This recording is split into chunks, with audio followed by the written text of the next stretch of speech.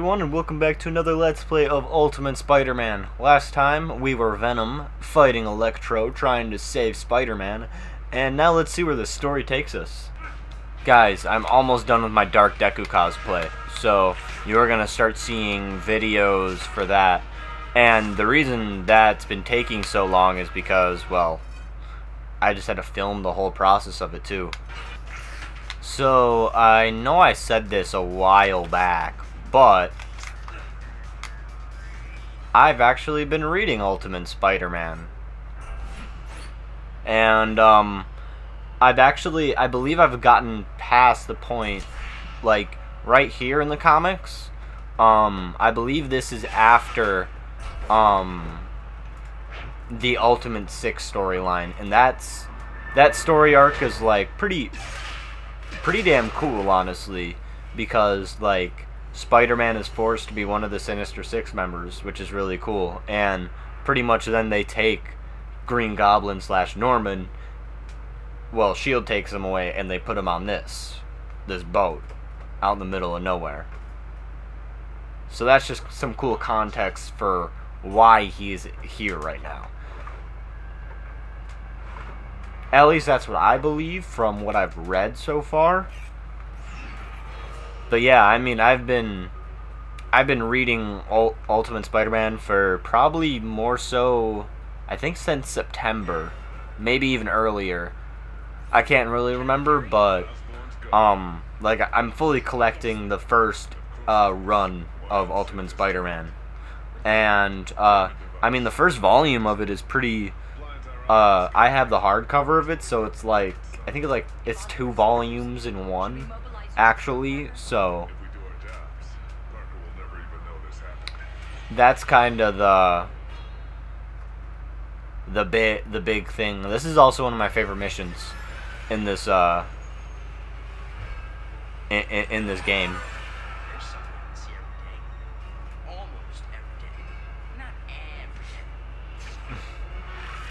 He was supposed to be there. He's not there. Okay. The Xbox version of this game gets kind of wonky sometimes. But, so I mean, the first volume of it is, I mean, just the basic story arc of Spider-Man, you know, his origin.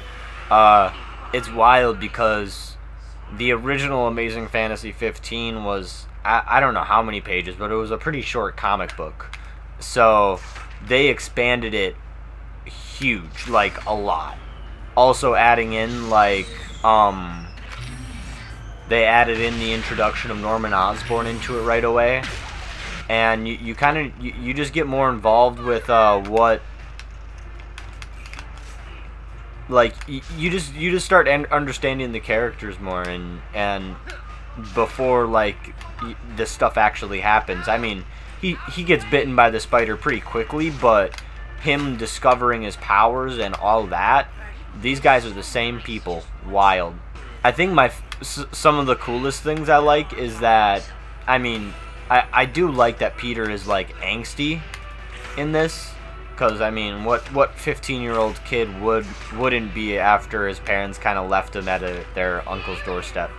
I think it's cool that he does, like, run away at, like, he gets his powers, like, he starts doing the wrestling and all that stuff. He starts getting a cool costume, which is, you can actually get his wrestling variant costume in this game, which is cool.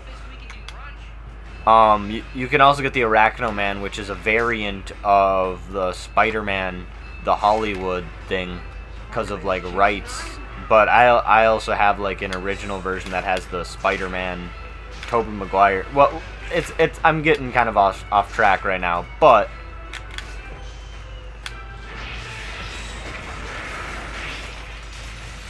I do like that the relationship between Peter and MJ. It feels like you know, that they spent their time with it, like, and you can kind of tell that they like each other by, like, their first interactions in the comic.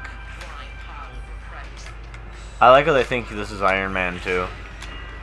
Because he does kind of look like Iron Man. I do also, like, I mean, the whole origin of it is, like, pretty great. and then they start to introduce Norman, and I believe they introduced Norman and Shocker and Kingpin in this first volume, which is cool. And Norman, I believe, it's really cool because Norman's actually like one of the first characters we see in the series, like in the panels. So it's just really cool because he talks about the myth of Arachnid or whatever the hell it is. But I think the design, they're still like, I think they were still working on the design of Norman Osborn, to be honest, because I don't know, he looks really weird where he only has like green head and arms and shit, which is like, what? Like, what's going on there? So that's kind of a little weird, I guess. But it also does kind of set up that Doc Ock's gonna be a villain that's coming up soon. So, cause he kind of gets caught in the explosion that creates Green Goblin. But yeah, Green Goblin's pretty much the Hulk, just with a goblin head and scales. So he's pretty much just Abomination with pants. But I do like their characterization of him because, like, at first, I mean, once you get later into the story arcs of it, but I think I like how they interpret Shocker in this, because he's legitly just kind of a joke to Spider-Man. So, and he is in this game, which is pretty accurate to what they're doing then. And now it's time to fight the Beetle.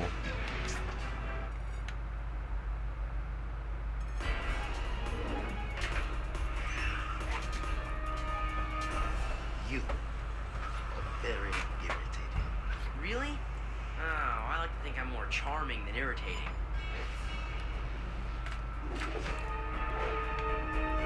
But yeah, I mean, like, how Green Goblin is, like, kind of introduced to Spider-Man. He actually attacks their school, which is kind of wild to think. My punch button isn't working. I'm gonna get him, I'm gonna get him, I'm gonna get him. But yeah, I guess the final thing I should talk about is Kingpin. The Kingpin arc in this is really good. And I think it's, like, I like how they... It doesn't introduce the Daily Bugle, but the Daily Bugle gets introduced, and that's kind of like where Spider-Man hears about the Kingpin, I believe.